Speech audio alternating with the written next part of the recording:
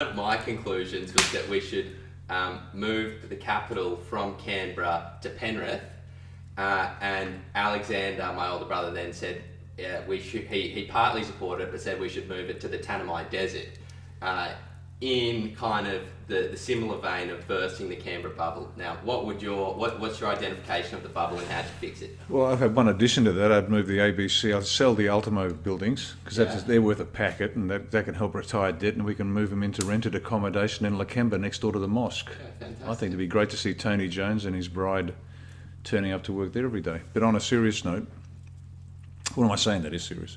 The Canberra bubble. When Corey talks about the Canberra bubble, the people down there are so insulated from the consequences of their decisions that they make them and smile and move on. And it's infuriating. Just down here, every day I'm in traffic. I'm paying a $10 toll for the privilege of sitting on a 15-kilometre car park. Yeah.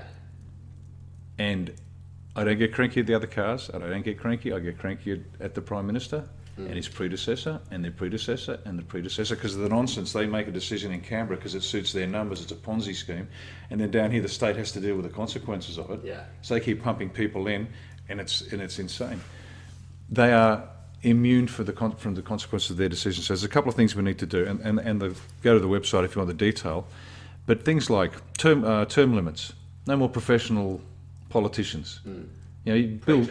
Absolutely. Bill Whittle, one of my favourite US political commentators, said you could go to the phone book and pick out 150 random names and they'd do a better job than the current collection of shysters we've got down there, because it's a gravy train.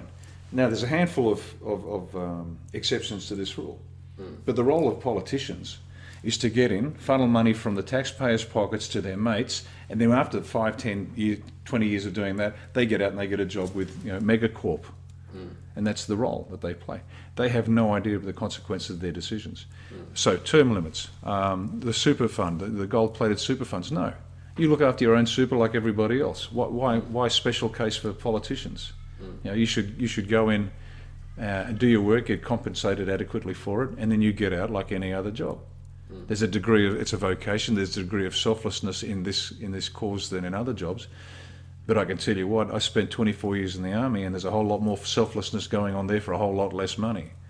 And our pollies could take a good leaf out of the ADF's book and look at the conditions under which they operate and the service they give. Nothing special about pollies. Okay.